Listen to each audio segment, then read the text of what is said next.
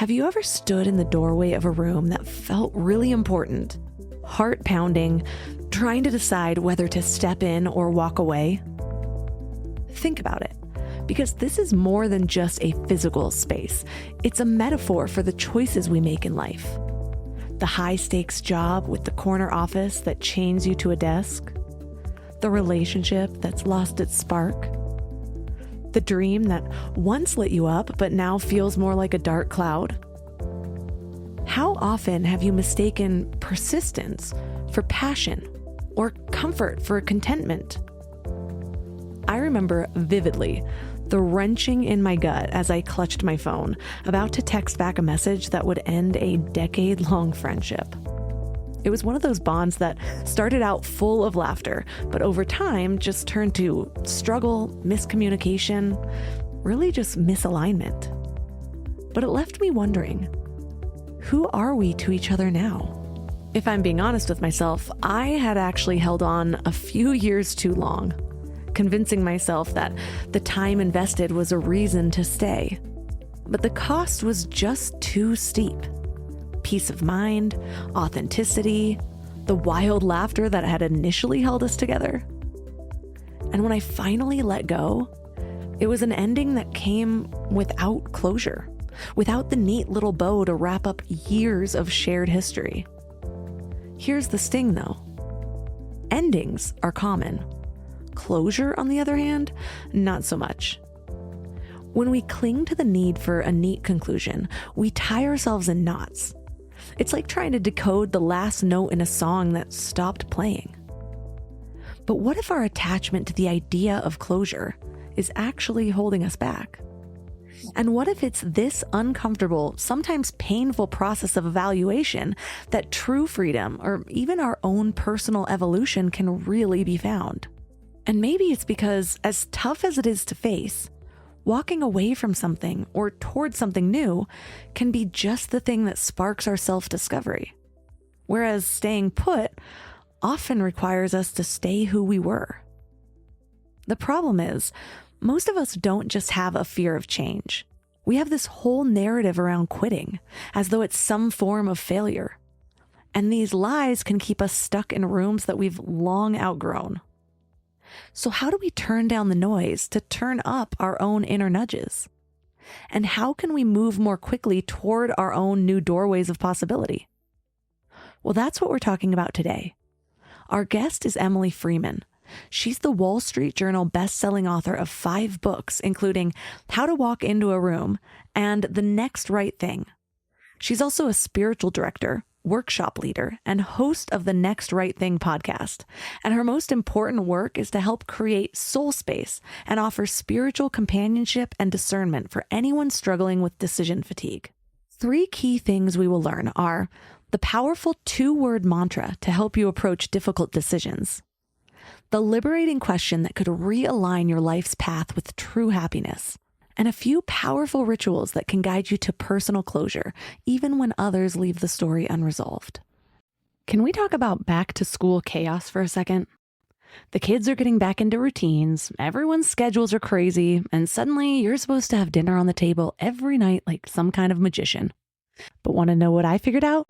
Shopping, planning, and cooking food really can be simple and stress-free, which is why I love Hungry Root.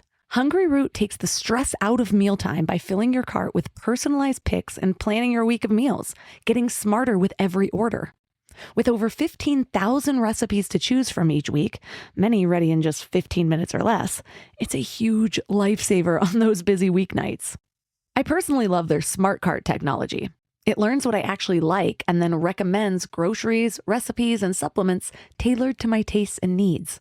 Plus, I love the kids' snack section where I get these really easy snacks to just keep in the car or throw in our to-go bags or lunch boxes for those of you who need them. They screen out over 200 additives, including high fructose corn syrup and artificial sweeteners. They only source high-quality meat and seafood with no hormones or antibiotics, and they carry trusted brands like Oatly and Vital Farms. The time that I have gotten back has been incredible. Take advantage of this exclusive offer. For a limited time, get 40% off your first box, plus get a free item in every box for life. Go to hungryroot.com/mindlove and use code MINDLOVE.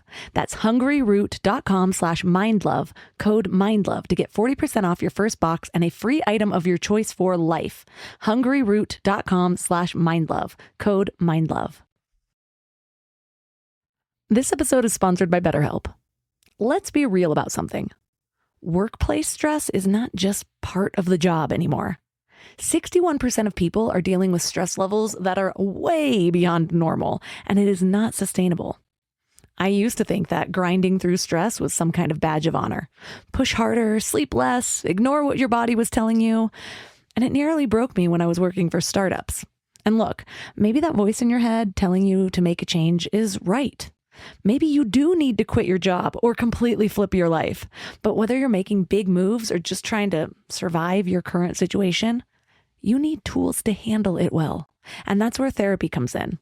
Modern therapy teaches you how to set boundaries without the guilt, how to trust your intuition instead of second-guessing yourself constantly, how to make better decisions from a place of clarity instead of chaos.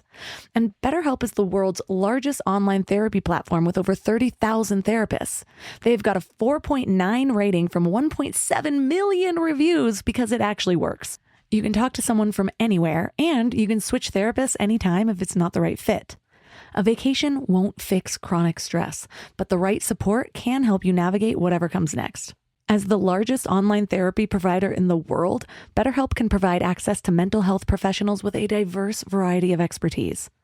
Unwind from work with BetterHelp.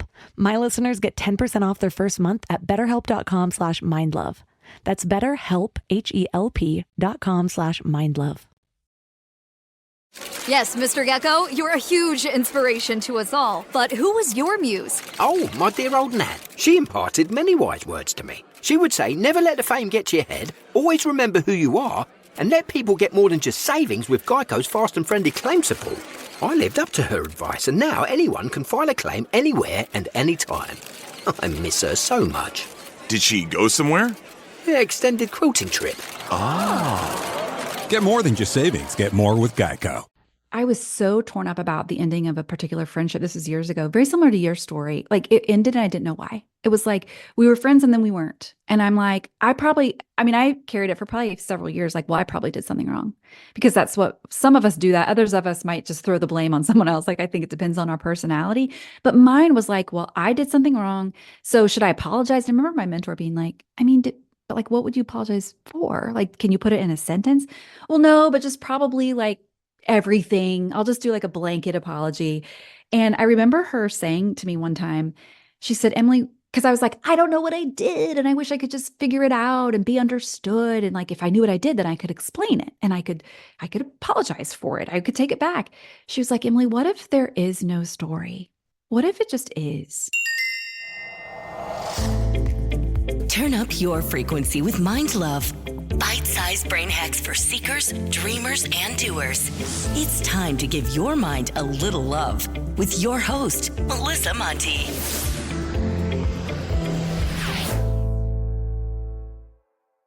So I love your book. I feel like it's so important. I did an interview with Annie Duke years back on basically reframing quitting because it's like, oh, winners never quit, things like that. And it's like, no, actually, there's a good time to quit. And this reminds me of that topic. And it's been so long since we've covered it. So what inspired you to really encourage us to be okay with letting things go when it's time?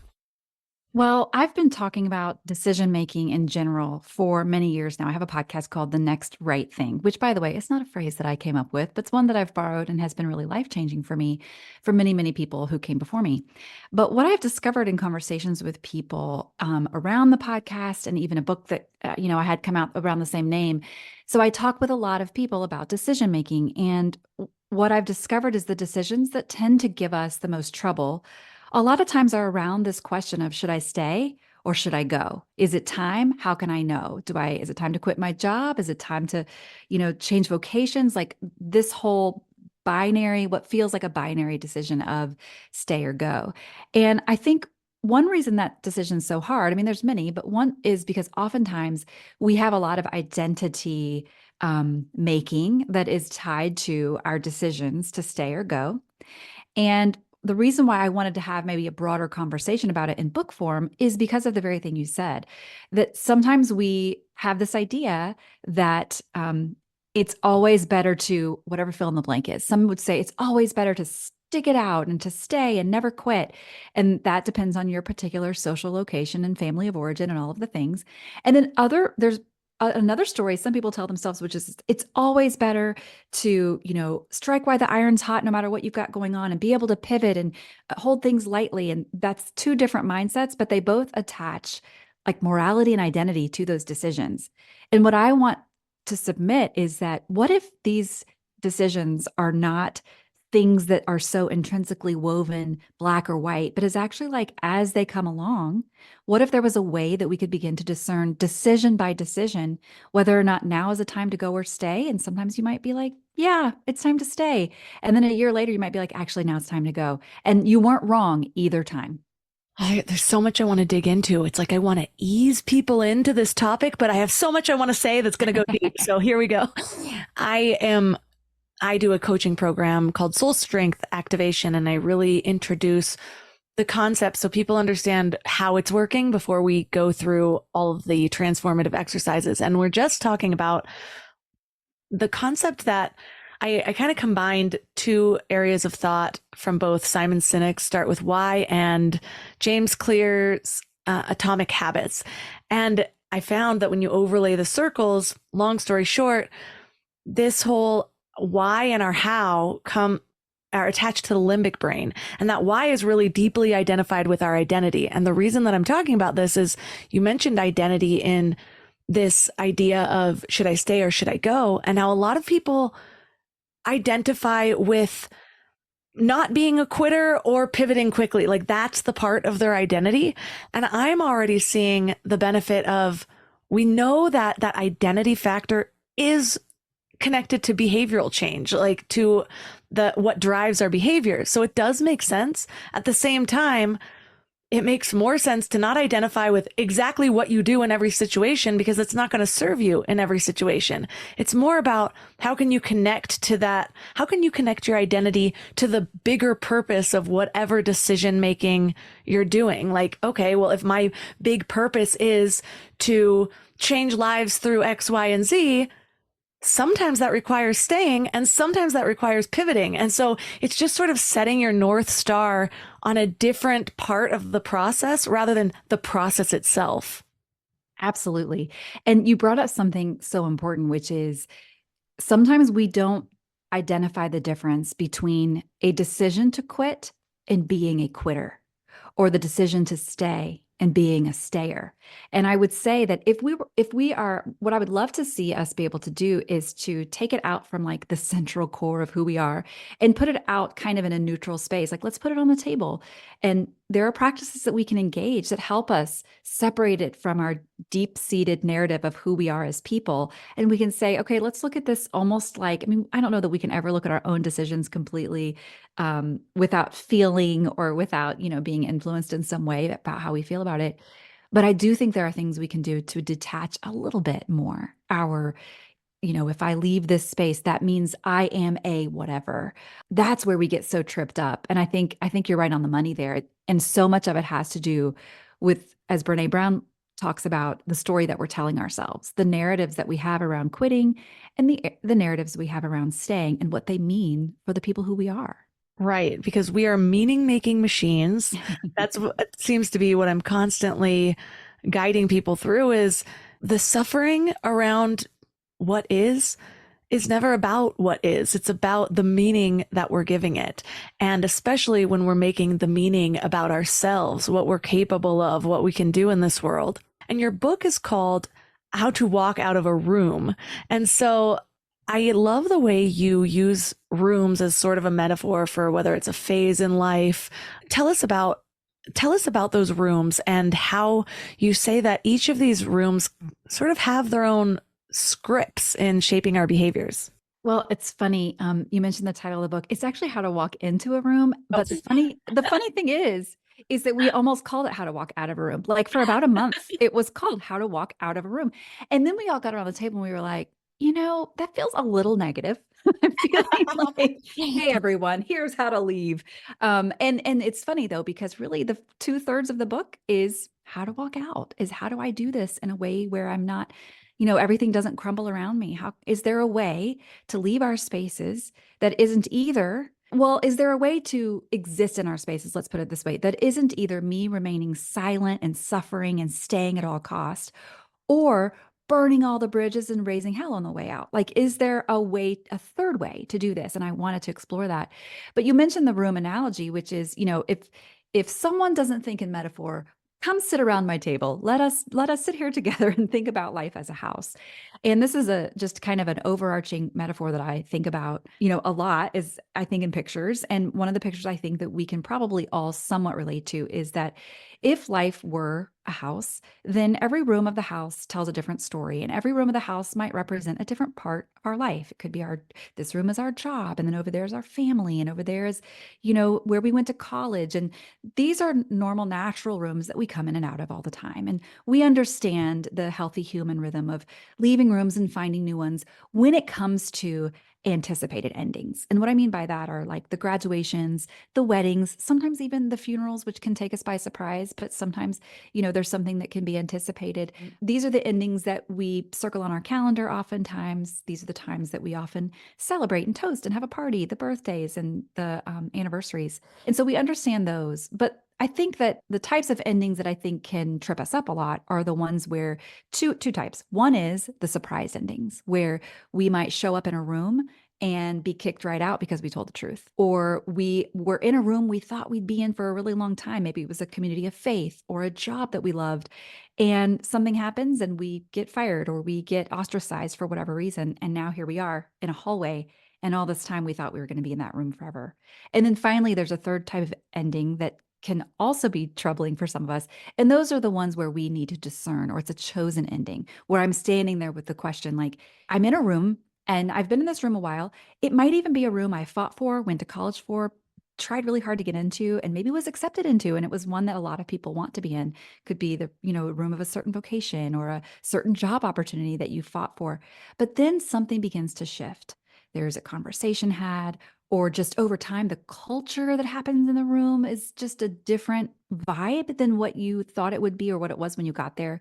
And you begin to ask yourself questions about that room. And so that's where I hope to provide some guidelines, some framework that will help people begin to, okay, what are the questions I can ask myself if there's a room of my life that maybe has taken me by surprise, or maybe I'm discerning, is now the time to walk away?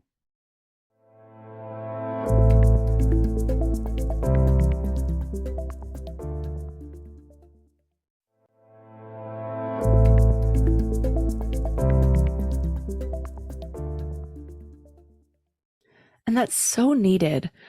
I reflect back on my life, and I went through a period of time where I stayed no matter what. And that includes relationships. I was going to say jobs in there, but nope. I was one of those people. I'm like, 8 months is good. Let's move on to the next one.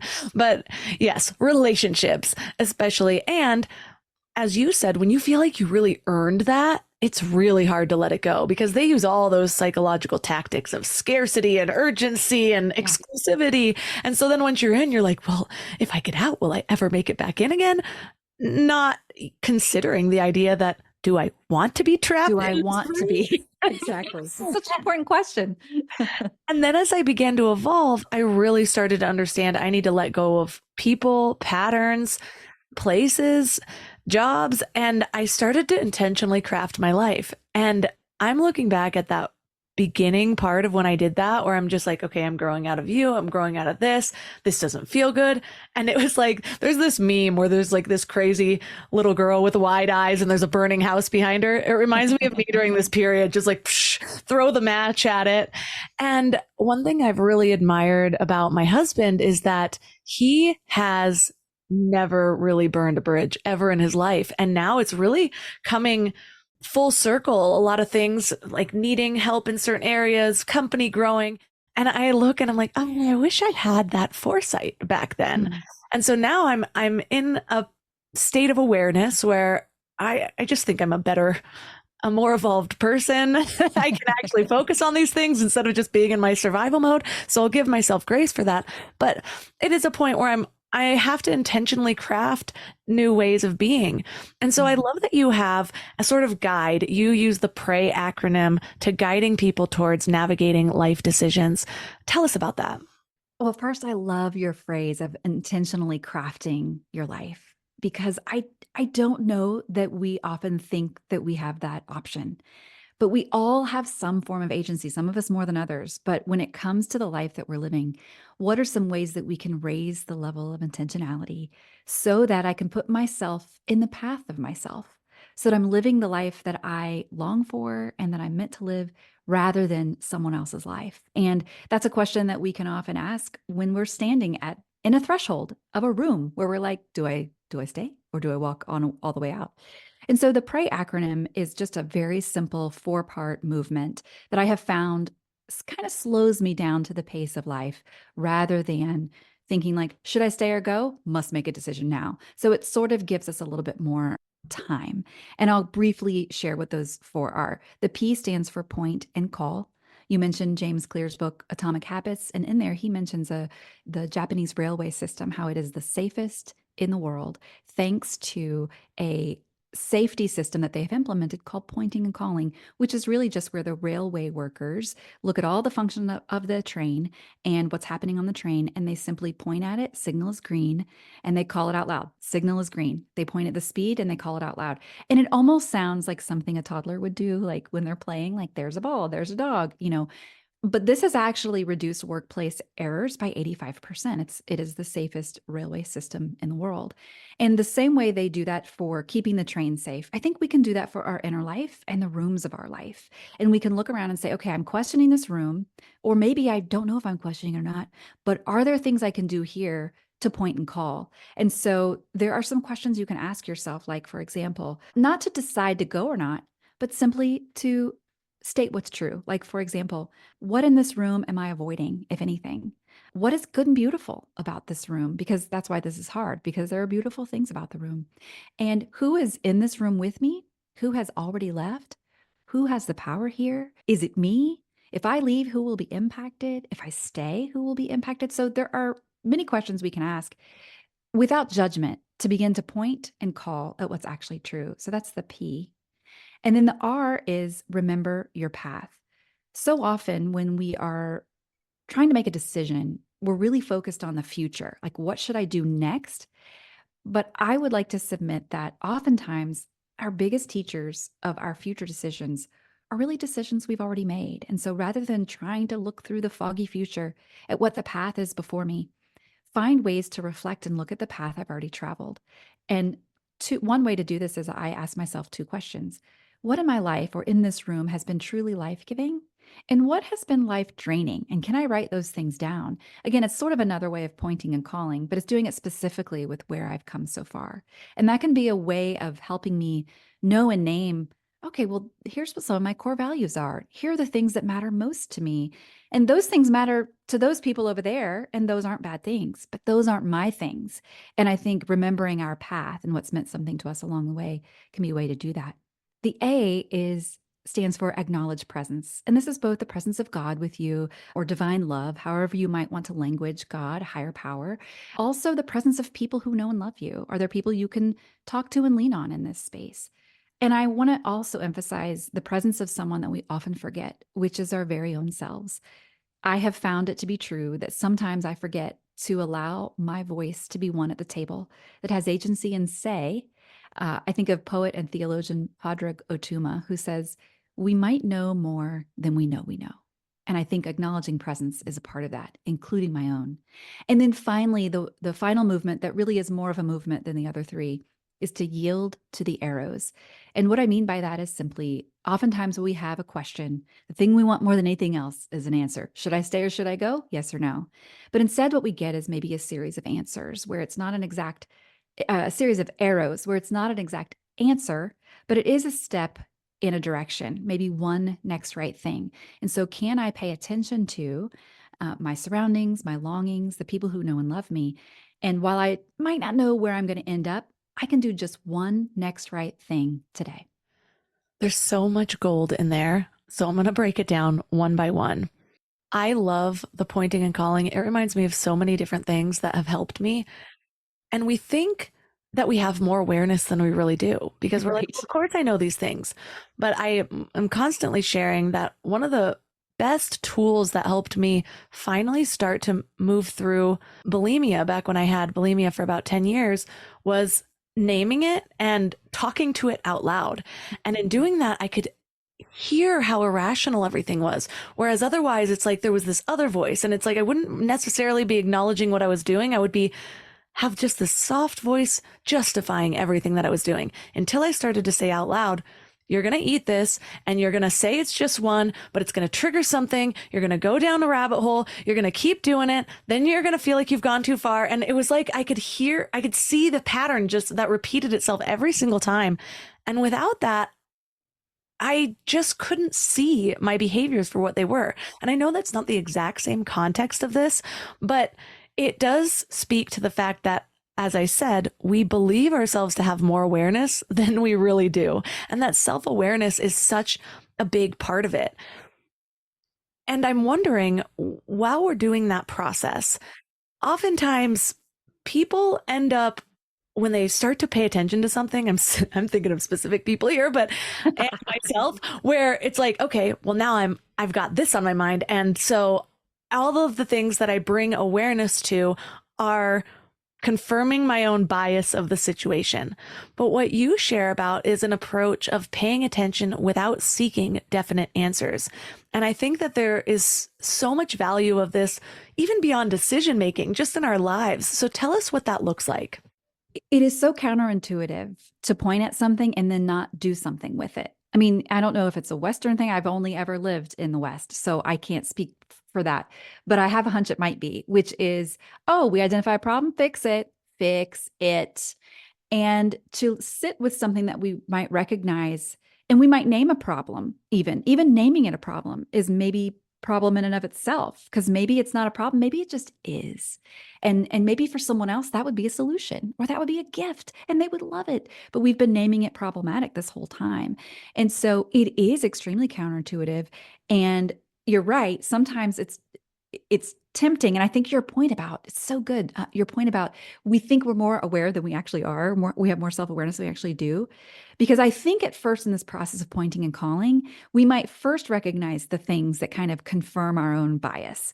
But if we're honest in the practice, what will have to happen is we continue to, and I give 10 questions that you can ask yourself. So you don't just have to, come up with the questions, but you continue to pay attention to things that even the question itself is one you just never would have asked.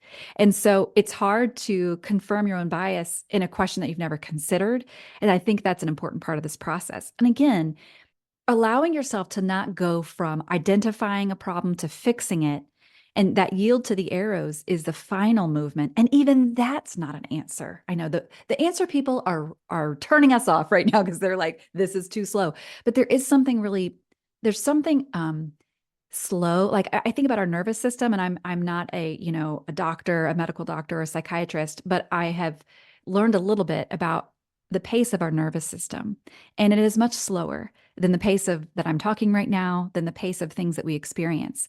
And so there is something really beautiful, and I think maybe even mysterious, of slowing down our discernment process to maybe match a little bit more with the pace of our nervous system, and see if we can get all the parts of ourselves online as we consider these decisions. That's one of the main goals of meditation, is actually learning to just be aware of your thoughts without attaching to them, giving them meaning, ruminating on the story behind them. And so this is basically a meditative practice in real life. It really is. It is. And it's a meditative practice for people who maybe don't think they meditate. You might be like, oh, I can't do that sitting in silence. Like, well, how about this little small activity? Can we do this one small thing? So you talk about different types of endings as well: anticipated, forced, and chosen. Can you elaborate on what those different types of endings are? Some of them are kind of obvious, but how does it affect the way we humans tend to move through them? I think the reason why it matters to define these different types of endings is because it's sort of tied into our idea of closure.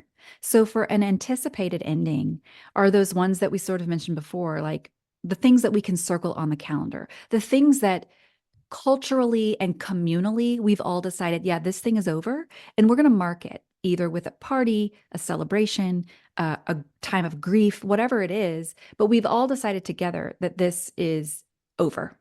And that can really help when it comes to putting a bow on it, putting a period on it, and moving on. Let's just say moving forward and knowing that that thing is done. And I think when it comes to forced endings, those ones that take us by surprise, that maybe we had hoped to stay here longer, this relationship, this job, this community of people, and sometimes we're surprised.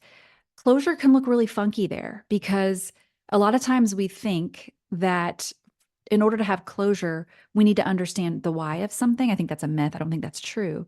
But I do think that's how we feel, is that like, this is just an open gaping wound because this is not how I imagined it would end. I didn't imagine it would end at all. And so recognizing and naming what type of ending it is, if it was a forced ending, a surprised ending, it's really important to know for how you move through and experience it. And then the discerned endings come with a different set of responsibilities because these are the things that kind of are on our shoulders. These are the things that we are actually having to decide, yes or no, now or later, stay or go.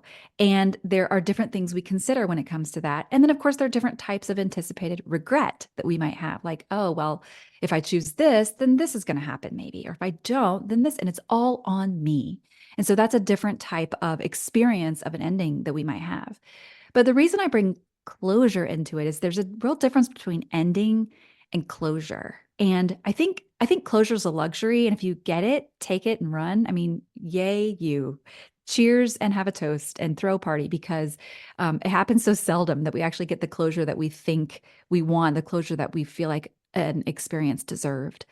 But sometimes we always get endings. Closure is a luxury. And so the endings that we get, I think we can learn to find the closure that we need in them. But I think the first step of that is naming what kind of ending was this? Was it anticipated? Was it forced? Or was it something that I decided?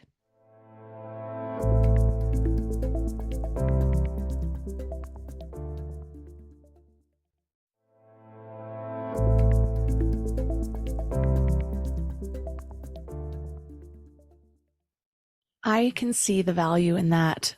I am having like flashbacks of my life. And it's funny, there's been certain friendships that have ended and that have marked periods of time in my life. Like there was one, it was a best friend from like fourth grade through college.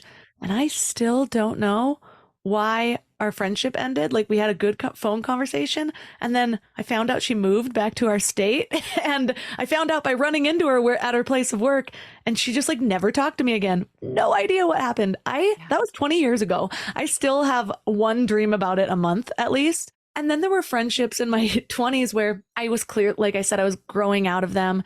And one that I know I needed to cut off, another one that I thought I knew I needed to cut off. And now we've sort of rekindled and I look back and I'm like, oh, that was a time I think I threw a match back and I should have just allowed us to ebb and flow. But what they all have in common is that I made the meaning about me. And I just decided a couple months ago, Melissa, you know the tools for this. You need to work through it. And so I had to do what I usually do of when I'm trying to break through a belief that I can feel just keeps persisting. And I had to just sit there and log all the evidence that I have for not being a bad friend. Like for some reason, I'm like, oh, when people get to know me too much, that's when maybe the veil drops or something like that. Maybe I'm not as good in a long-term relationship. People think I'm going to be some way and then I'm not. And I made all this meaning about myself. And a couple of years back, it was actually quite a while ago now, I had a birthday dinner and I invited some people. And you know, when birthdays come around, I get a lot of those feelings like, who's going to show up? I hope I'm not asking too much of people, whatever. A bunch of my really good friends came through. One person brought his girlfriend and they were going around saying something nice about me. It was really sweet. And she's like, well, I don't know you super well, but I'm very impressed at how many past roommates are here. That tells me that you're a really good friend. And I I should actually reach out to her because I don't think she knows how much that just like broke me open. I needed to hear that. I needed to point and call that part of my life instead of placing so much emphasis on like 3 friendships in a 38-year time fallen away. But they were my best friendships. And so I think that's why it was so difficult. And so you also mention how these endings prompt questions about belonging and discernment. And those things popped up, both of those topics. Like, am I really worthy of belonging with people? Do I make good decisions around friendships? And so those 2 things. So how do you recommend that people maybe avoid the 20-year suffering I put myself through before I decided to workshop this? Well, you just so beautifully illustrated that with the lack of information, we fill it in with bad things.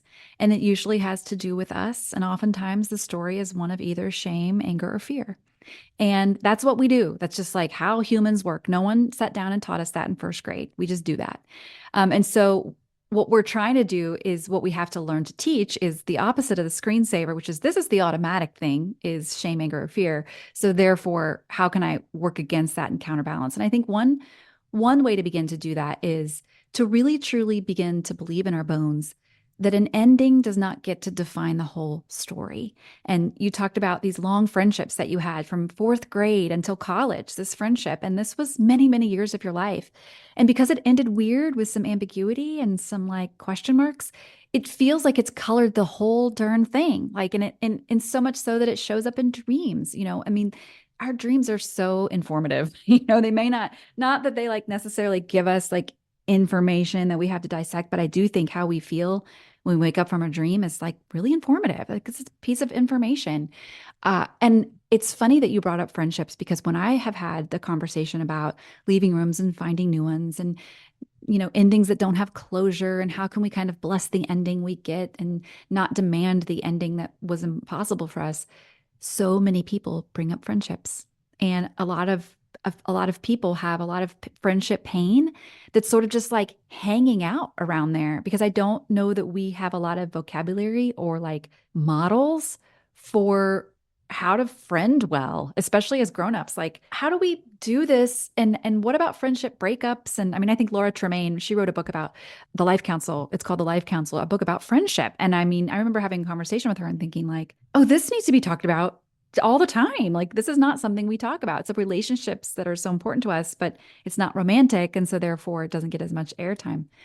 But I do think that beginning to know and name and really have it be part of our ethos that the ending doesn't get to define the whole story, that there's it is a plot point and it does matter, but it's not the whole thing. And if there's a way to begin when we're leaving a room or when someone left us behind, when someone left a room and here we are standing in it without them, I find it helpful to actually, I mean, I'm a list girl, so I like to make some lists. And 2 of the lists I make when an ending comes like this or relationship ends is to say, okay, what are the gifts that I'm bringing with me as I leave this room or that I'm picking up as I'm still in this room and write them down, like the gifts of the room. Even terrible rooms had some gifts. They did. And so being able to name those, it's another form of pointing and calling.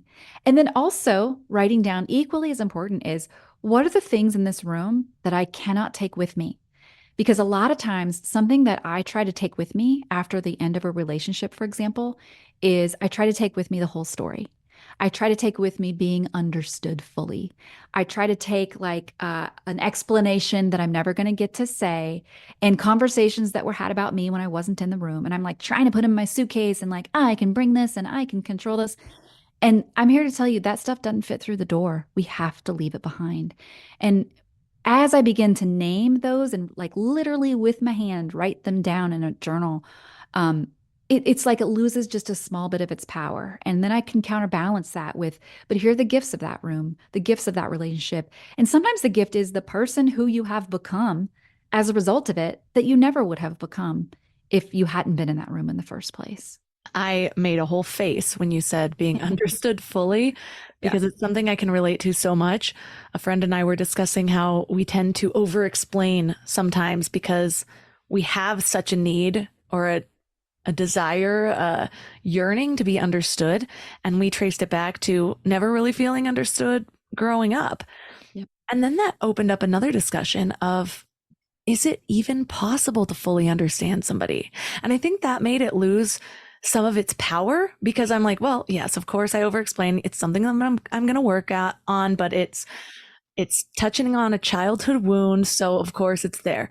And then I'm like, okay, but that wound is never going to heal if you are still looking for something in adulthood to give you the same thing. That may be impossible, because I also think it might actually be impossible to fully understand ourselves. We're so complex, and we're always giving meaning, and we're looking at everything through tinted glasses of our beliefs, our experiences, how we want to see things, how we want to be seen. And so there is such beauty in, even just for a moment, I have not been able to make this my whole worldview, but when I can pop into the, let it be okay as it is. Maybe you don't understand. Maybe there's just always opportunity to unfold, and that's the beauty of life. So just understand what you want to understand right now, what you like, leave it open, see how it is if you experience it without attaching to any of this meaning. And every time, even right now, just opening up this idea, I feel lighter. I feel fluid. It's like my hard candy shell melts off, and I'm just sort of one with the moment. I love that. And I see something else and I give that meaning, and we're out.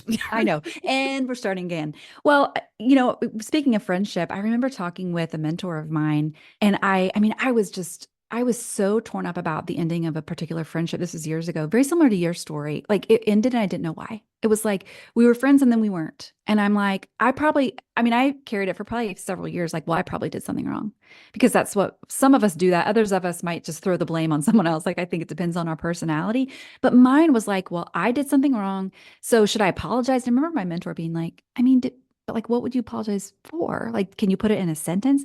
Well, no, but just probably like everything. I'll just do like a blanket apology. And I remember her saying to me one time, she said, Emily, because I was like, I don't know what I did, and I wish I could just figure it out and be understood. And like, if I knew what I did, then I could explain it, and I could apologize for it. I could take it back. She was like, Emily, what if there is no story? What if it just is? And it was deeply unsatisfying at the moment when she said that. I was like, I don't like any of those words you just said. But I'll tell you, that was the beginning for me of finding an imperfect closure. It's not the closure that I wanted. The closure I wanted was, we're going to sit down and she's going to tell me everything that I did wrong, and then I'm going to make it all right, and we're going to hug, and it's going to be fine, and I'm going to feel good, and I'm going to stop having dreams, because I also had dreams about this particular friend.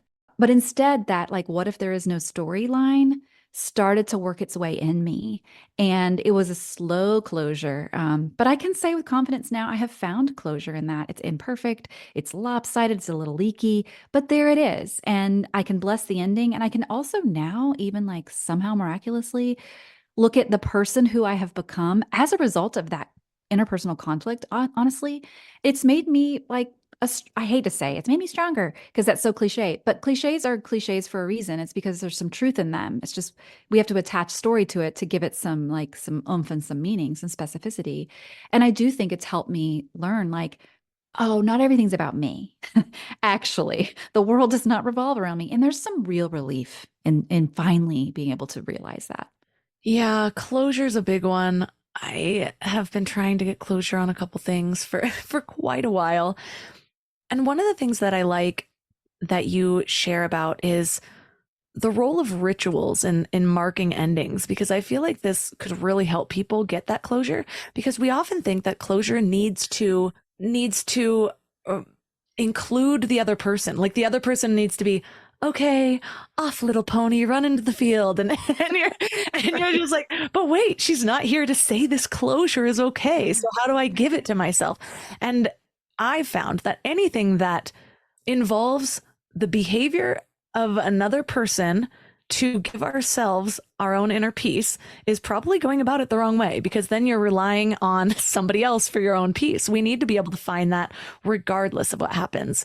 I remember hearing a story a long time ago when I was thinking about having one of those conversations with the third friend I mentioned, the ones where I think I threw the fire too fast, and now I'm like, things are good with us now, but we're not as close as we used to be. And I kind of have some, not regrets because I don't believe in regrets, but I have a desire to rekindle that now. Is that what I'll call it? Anyways, expecting a certain thing from a conversation when you go have a conversation with somebody, and trusting that if you show up fully with your intention on one side, and even if the other person is like, no, screw you, I still think you're a horrible person, trusting that that moment was needed for both of you. Maybe for me to strengthen my ability to find that closure despite the reaction of somebody else. Maybe who knows what's in it for that person, but it's all by divine design. So just trust, like maybe they'll come around later. Maybe they never will. Maybe you're just not meant to be in each other's lives.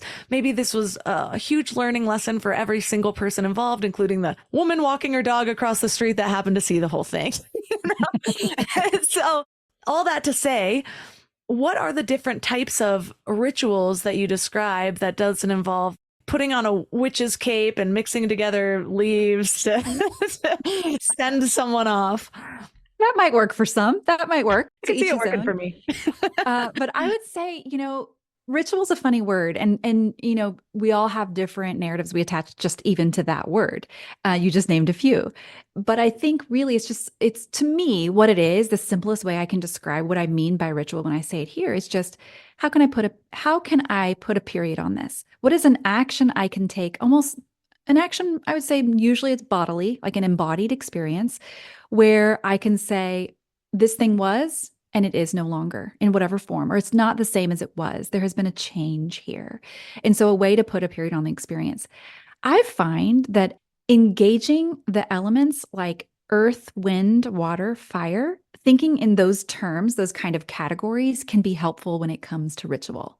For example, sometimes I think for example, if there was a loss, a lot of people will light a candle, sort of in honor of that loss. That's a tiny ritual. It's sort of one that we all are familiar with. Other times, if there's a breakup, we all probably are familiar with have your girlfriends over and you burn some things in a fire. That's a ritual. And to make it a thing can actually be really soothing and really satisfying depending on your personality.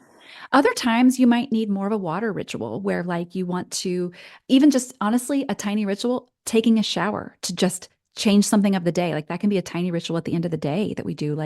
This day is over and I need a tiny ritual to mark it. I'm gonna take a shower. Water can make a big difference in so many ways, whether it's the water that we immerse ourselves in or the water that comes out from our eyes. There's a lot of water rituals we can engage that I think can be really helpful.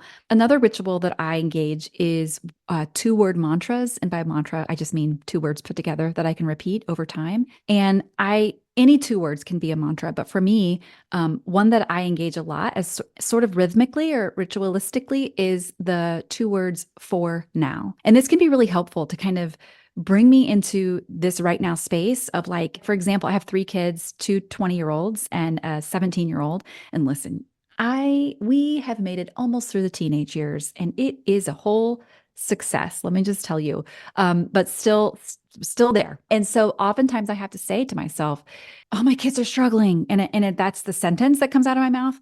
But I add the 2-word mantra, my kids are struggling for now. And that helps me remember, they're not going to be struggling forever. This is not our life sentence, but for now, this is what's true.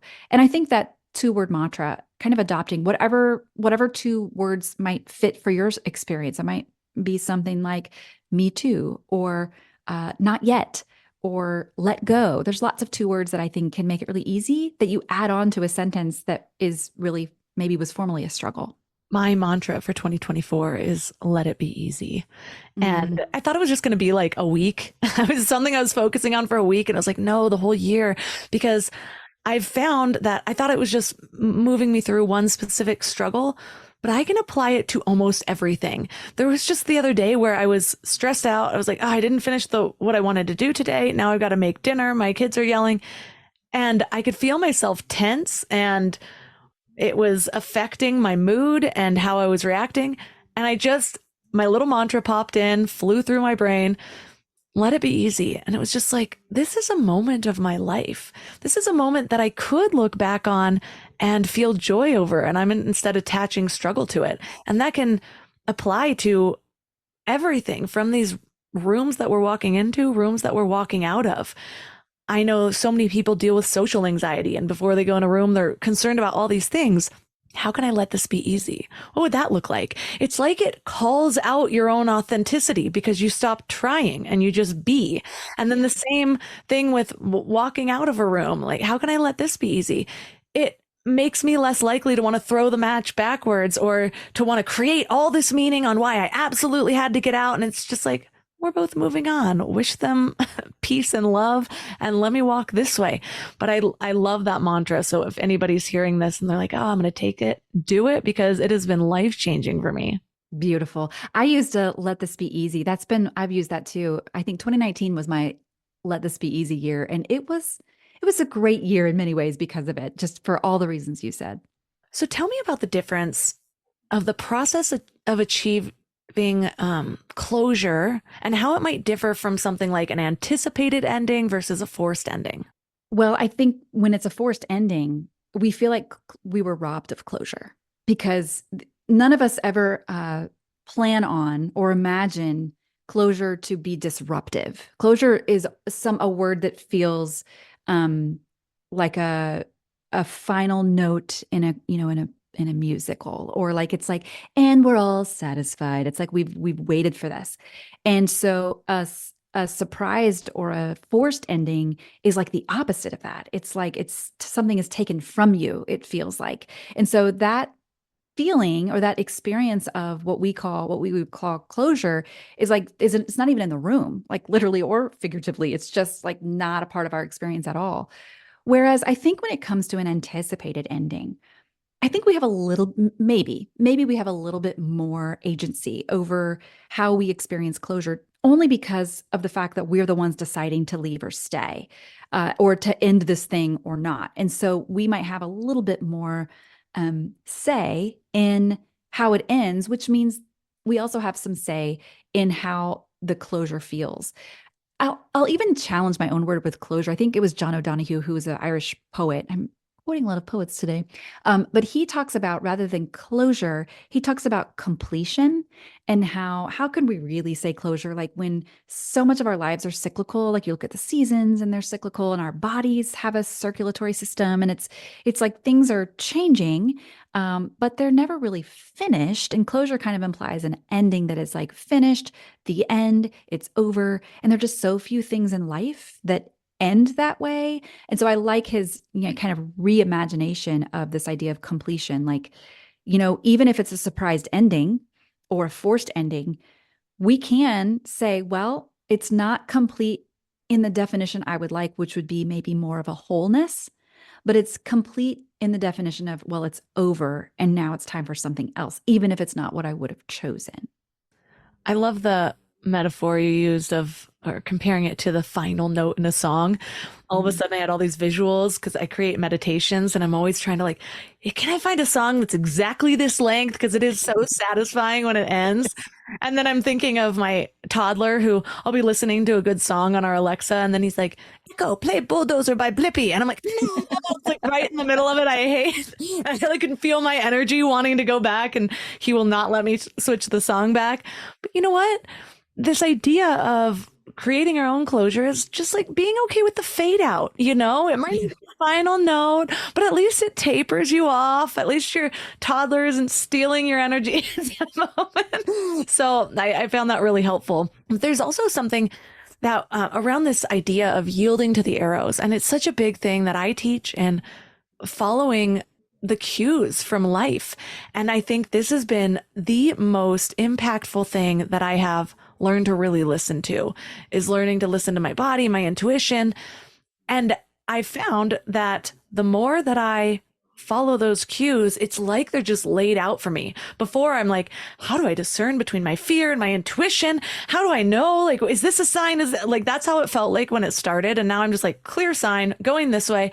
And I used to be like, well, let me see. If it shows up again and again, maybe that's a sign. And so I would wait too long. But then every process was almost like this period of stress. Whereas now it feels clear. And I remember somebody telling me on episode 2 of this podcast, and I created this little, I like edited it in a certain way, because she's like, and then eventually if you listen to those clues, you'll just start to realize they're always there. God will give you more of them. The universe will give you more of them, however you decide to look at it. And then you just start to feel guided, guided, guided. So every time it happens, I hear guided, guided, guided. I love that. But what are your tips for getting to that place? Maybe shortening that period of time, because it took me 10 years to get there. How do you feel guided, guided, guided? Guided. I love, now I'm going to hear that in my head forever. Thank you, Melissa, for that little mantra. Well, what you're talking about is this idea of clarity. And how can I get clear on the direction? How can I know it's clarity, or if it's not just what I want to do and maybe it's not the right thing, blah, blah, blah. And we can get stuck in these stories. Marie Forleo, who's an entrepreneur and writer and author speaker, she has so much wisdom to share when it comes to clarity. And there's two things she says about clarity that I've never forgotten. The first is she says, clarity cannot be rushed. And so many times, I think when we have a decision to make, or like, what am I going to do? I'm looking for the answer. I'm even looking for the arrows. And we're trying to like hurry it along because we don't like, I don't know if you've met humans, but we don't like to hold tension of an unmade decision. We want to know like, what's my next right thing right now to do in a direction. But we can't rush clarity. We almost sometimes have to wait for that guided response, right? The second thing she says about clarity is almost sounds the opposite of that, which is clarity does not come from thought, it comes from engagement. And so what that is just what you said. It's kind of moving in the direction that you're engaging it. You're trusting that, this way that I feel compelled to go, when I pay attention to all the cues, when I've pointed and called, when I've paid attention to my people, when I'm not denying my core values, I'm actually working to move in alignment with like who I am and what I long for. And I'm going to take a step in a direction. Am I 100% clearly sure it's right? Of course not. I'm a human person. However, engaging that, even if you're moving in a direction that's not great, engagement will bring clarity sooner than sitting around and thinking about the clarity and whether or not this is the right move. So I think those two things, you can't rush clarity, and also it comes from engagement. Those two things, almost like, two steps of a walk, have been so helpful for me when it comes to that very question you ask. I love that quote. I actually had a whole email series a couple months back on action, or clarity is actually the reward. Clarity and confidence are the reward of action. And we're so often trying to get it through rumination. And that just muddles it even more, because you can create infinite possibilities with your mind. Yeah. And an idea that I've been playing with in my life is, what if you can't choose wrong? What if no matter what, how does that take the pressure off? Where, yeah, maybe you look back and you're like, I wish I would have picked this, but what lessons would you have missed? And maybe you needed these lessons in order to choose right.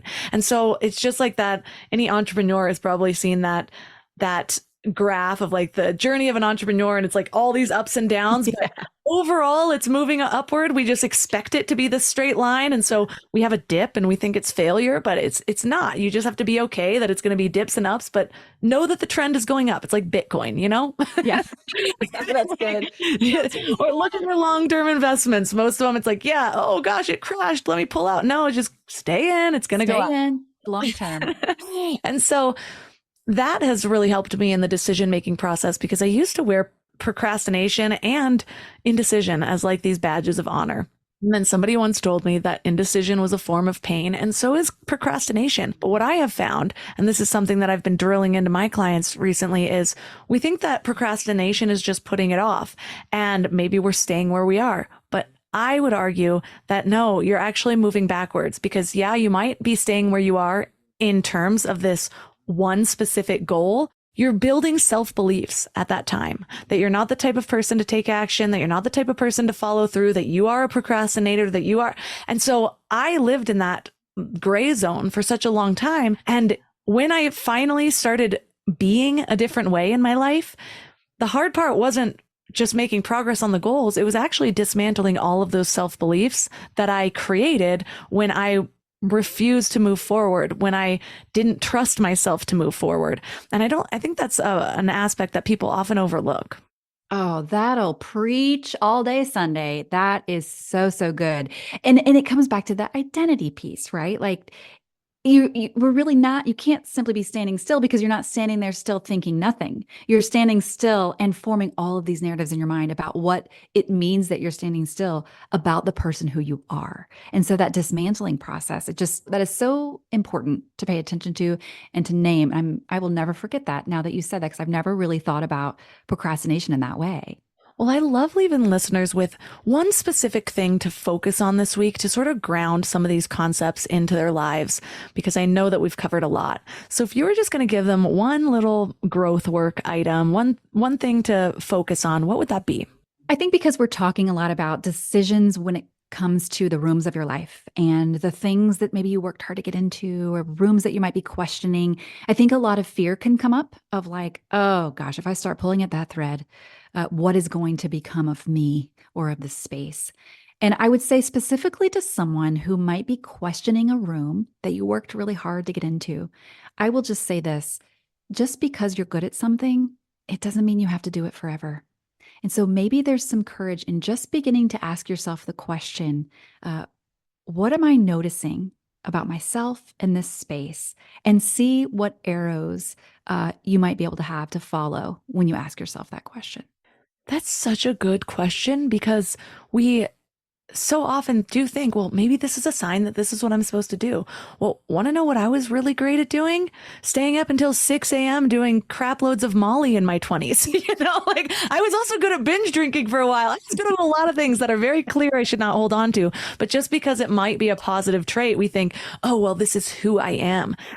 But is it who you want to be? Is it what brings you joy? And if you ask yourself those two questions and it's not who you want to be and it doesn't bring you joy, then do you want to be a person that is just repeating a behavior because other people think you're good at it, or you have skills in it, but then you're not a joyful person. So it just unravels so many other things. So thank you so much for all of the wisdom that you have around this specific topic. I just think it's something that's not always talked about enough. It's like we talk about these foundational things, but it's like, yeah, but then what? Now we're just stuck in this one life path forever. So if listeners are resonating with you and your book, How to Walk Into a Room, where you'll also learn how to walk out of one. That's right. Best place for them to connect.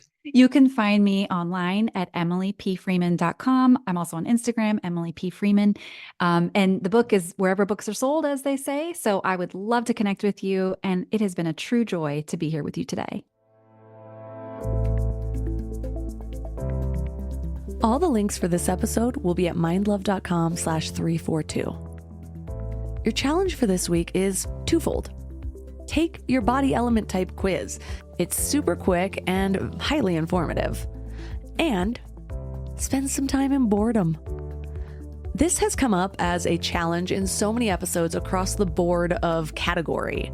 Everything from enhancing your creativity to finding more stillness to connecting with your inner voice to really being in tune with your body. We need these moments of stillness where we're integrating, reflecting, just relaxing without this constant consuming of input in our lives. So do with this time what you will, but just find that time. I love to go on long walks without an audiobook or a podcast, although it seems a little counterintuitive to suggest to you guys.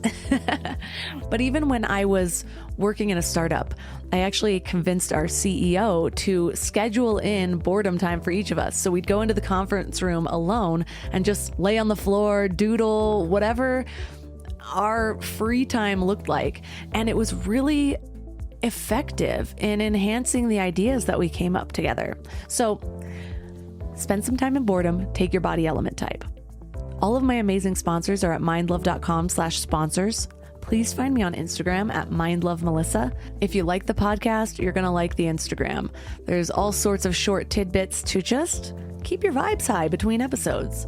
mindlovemelissa. If you love this episode, please take a screenshot, share it on Instagram, tag me and Mindlove Podcast, and Acupuncture Fit.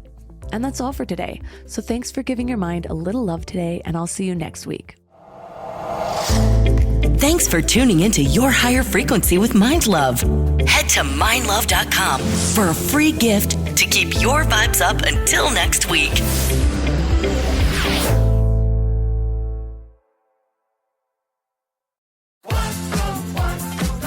Wherever you go,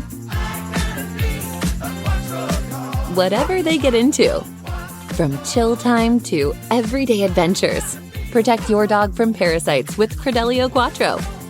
For full safety information, side effects, and warnings, visit CredeliaQuattroLabel.com. Consult your vet or call 1-888-545-5973. Ask your vet for Credelio Quattro and visit QuattroDog.com.